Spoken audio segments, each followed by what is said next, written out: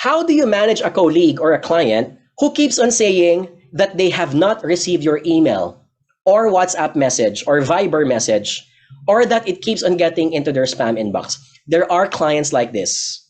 And sadly, there are clients or colleagues who pretend that this is the issue when in fact they have received the email. Can I get an exclamation mark if you can relate to this story? I've had a plenty of them in my life, right?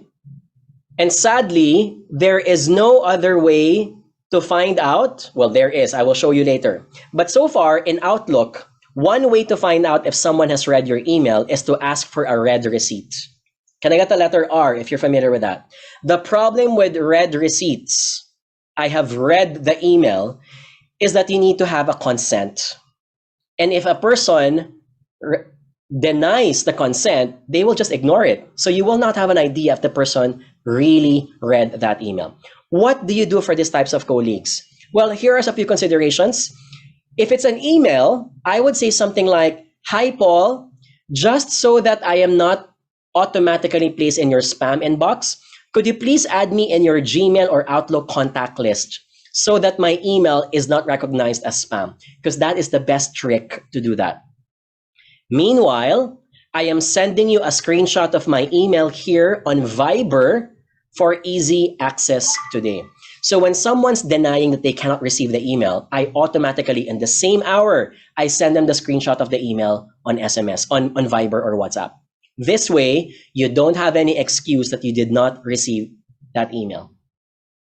Can I get an exclamation mark? You know, when I was younger, and thank God that there are more faster internet platforms these days. You know, when I was younger, when I was in my 20s, when I knew that this person would always pretend that they couldn't receive the email, you know what I would do? I would print the email. That was the time when we weren't yet environmentally conscious, but I would print the email. I would print the email, and before I would go home, I would leave the email, that paper, on the person's desk. So I sent the person an email, but I also printed it because I want the person to know, you're not gonna get out of this situation because I want to make sure that you receive the email. Of course, these days, I don't do that anymore. Instead, I take a screenshot. I take a screenshot and make sure that the email address that was used to send the email, the date and the timestamp are visible. So it's a reference for the person to know. If you're checking in your inbox, try to check it at this date and time, and that this is the email address. Okay. Sometimes it also happens, you show the email address that you used to find out if you really captured the correct email address.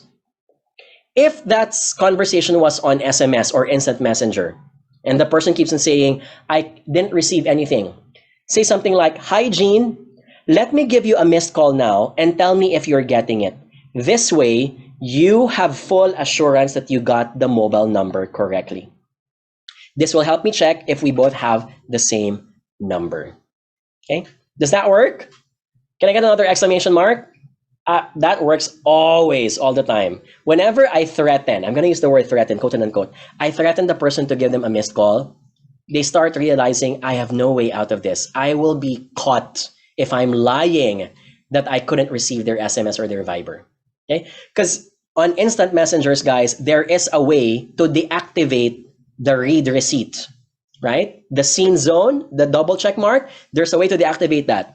The only catch is if you deactivate that, you will also not be able to see other people's messages if they have read it. That's visible on WhatsApp and also on Viber.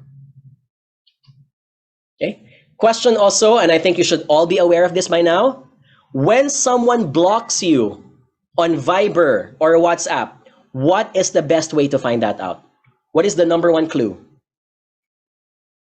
When someone blocks you, can you please type in the chat box? There is a way to find out. Can you please type? What is the easiest way to find out if someone has blocked you on WhatsApp, Viber, or any other platform? Anyone? I'll give you a few seconds. You should know this by now, guys. I'm sure you've seen them. You can't search them. Okay, that's one. You cannot search them. But what if you have been talking to each other for a few days already? How do you know if the person blocked you afterwards? There's no check mark? Not really, guys, because if the person has deactivated this feature from the very start, then there is no difference if the person blocked you or unblocked you. Anyone? You've talked to each other for 2 weeks. You're selling something to the customer. The customer got irritated with you, so they blocked you. How do you find out? I'm surprised no one's able to answer this correctly. The correct answer is look at the profile picture. At the beginning, a profile picture usually appears when you're talking to each other. But when the person blocks you, that profile picture disappears. Can I get an exclamation mark? So do that next time. You will notice that's the situation. When their profile picture disappears, they have blocked you. That applies for both Viber and WhatsApp. Okay? On Facebook, it's easier because it says unknown user. But Facebook is a different ball game because it doesn't have a mobile number. All right?